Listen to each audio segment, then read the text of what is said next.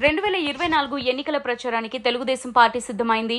TDP జాతీయ ప్రధాన కార్యదర్శి నారా లోకేష్ ఈ నెల 11 నుంచి శంఖారావం పేరిట ఇచ్చాపురం నుంచి ప్రచారం ప్రారంభించనున్నారు. ఈ మేరకు శంఖారావంపై రూపొందించిన ప్రత్యేక వీడియోను ఆ పార్టీ రాష్ట్ర అధ్యక్షుడు అచ్చెన్నాయుడు విడుదల చేశారు. ఉత్తరాంధ్ర ప్రాంతం నుంచి ఈ శంఖారావం ప్రారంభమవుతుందన్న అచ్చెన్నాయుడు యువగలం పాదయాత్ర జరగని ప్రాంతాల్లో లోకేష్ పర్యటించేలా ప్రణాళికలు ఉంటాయని చెప్పారు. ప్రజలు పార్టీ శ్రేణుల్లో చైతన్యం నింపడమే శంఖారావం లక్ష్యమని పేర్కొన్నారు. ప్రతిరోజు 3 నియోజకవర్గాల్లో నారా లోకేష్ పర్యటన ఉంటుందన్నారు. మొత్తం 120 నియోజకవర్గాల్లో సుమారు 40 రోజుల పాటు ఈ పర్యటన కొనసాగుతుందన్నారు. ఈ నెల 11న ఇచ్చాపురంలో తొలి సభ నిర్వహించి సీఎం జగన్ పాలనలో మోసపోయిన వారికి భరోసా కల్పిస్తామన్నారు అచ్చెన్నాయుడు. జగన్ రెడ్డి కుట్రలు కుతంత్రాలతో చంద్రబాబు జైలుకు వెళ్లడంతో యువగలం పాదయాత్ర అనుకున్న విధంగా ముందుకు సాగలేదన్నారు అచ్చెన్నా.